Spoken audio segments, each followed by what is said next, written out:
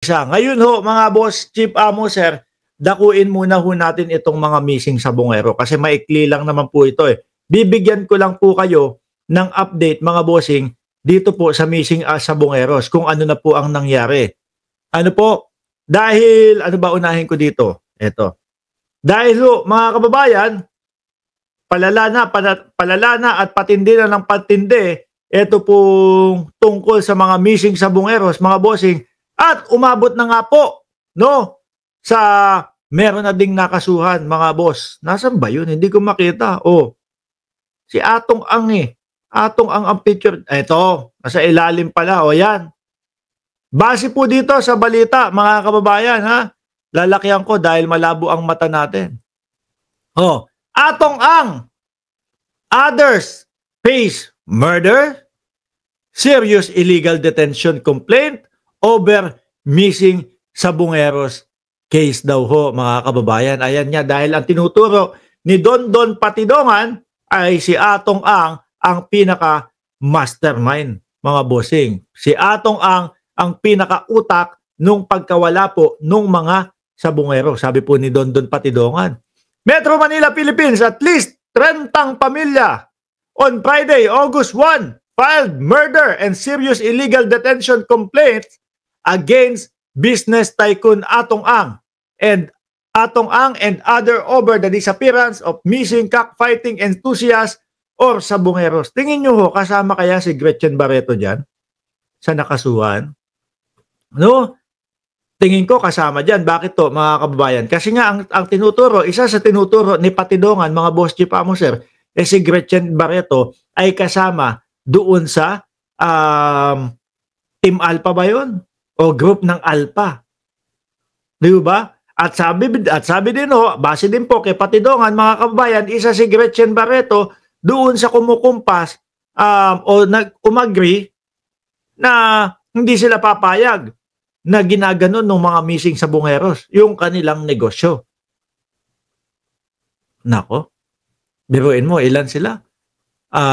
Atong Ang, tapos parang 40 mahigit yata yung bilang na nakita ko. 2 family members shared this information to the media at the Department of Justice in Manila where the complaints were filed. In a chance interview, Charlene Lasco, blah, blah, blah. Sabi po ng pamilya is, hiling namin sa kanila ay masusing pag-aralan para talagang magkaroon ng probable cause sa gayon magka-basis para ma-issuehan ng warrant of arrest sa lalong madaling panahon. Naku po. Baka po sa mga susunod na mga panahon, tapos na pag-aralan at nasiyasat na nila yan. Baka lumabas na. Pero hindi kaya aantayin pa yung mga sinasabi po ni Patidongan, mga bossing, na yung mga buto ay itinapon doon sa Taal Lake. Hindi kaya hihintayin ho muna yung resulta nun? Di ba? Dahil isa lang ho na missing sabongero, mga kababayan, ang matagpuan at mag-match doon sa DNA test. Malamang sa alamang ho, mga boss chief amo sir, mas lalakas po ang ebidensya at mas lalakas po ang paniwala kay Patidongan doon sa kanyang mga sinasabi. Di po ba? Sa ngayon, wala pang nakikita. Hindi pa naman yata ganap na nasisiyasat ho yung buong Taal Lake eh. Meron. At ito ang tanong. Merong mga butong mga nakuha ng tao. Di ba? Ibig sabihin, totoo yung sinasabi ni Patidongan na pinagtatapunan ng mga patay. No? Kaya lang wala pang tumutugma na buto doon mismo sa mga sabongeros. Kaso, baka mamaya, buto pala ng mga buto ng mga biktima ng laban kontra droga o war on drugs ng dating Pangulong Duterte. Baka mismong biglang may lumutang, no? O ito po yung anak ko, o ito po yung asawa ko, nawala po ito nung panahon ng laban kontra droga ni Duterte. Hanggang ngayon, hindi ko po makita. Baka check nyo naman po, baka magtugma yung DNA nitong asawa ko at dyan sa mga nakuha yung buto. Tapos doon pala nagtugma, Naku po, yari talaga dito si Duterte.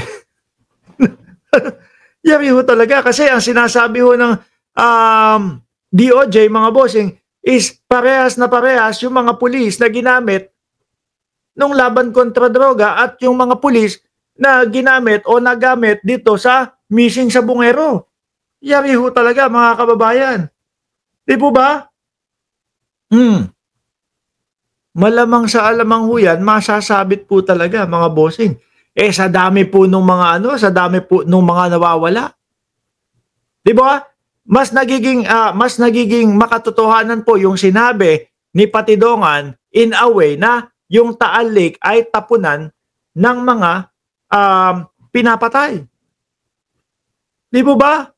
Meron pandagdag dito. Meron namang witness who testified to the facts that person was involved in the commission of this crime or the head of the criminal organization, he said, when asked, complained and filed against Ang and other personality. Ang reality ng kanyang testimony is full truth in many ways because his picture appears in the return of the cyber warrant granted by the court na isang ATM withdrawal, ATM ng isang sabungero. Yun, yung kapatid naman ni Patidongan yun.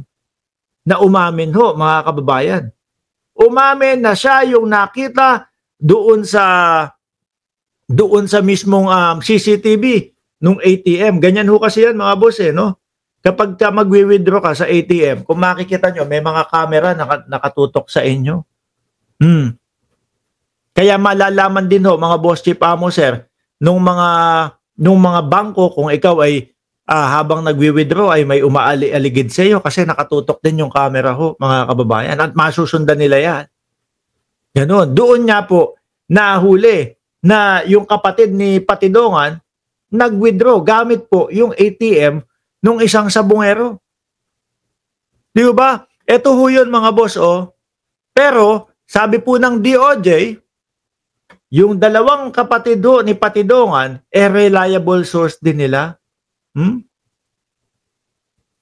Makakapag-connect daw po yung dalawang kapatid ni Patidongan doon sa missing link nung mga missing sabungeros. DOJ itinuring highly reliable ang mga kapatid ni alias Totoy.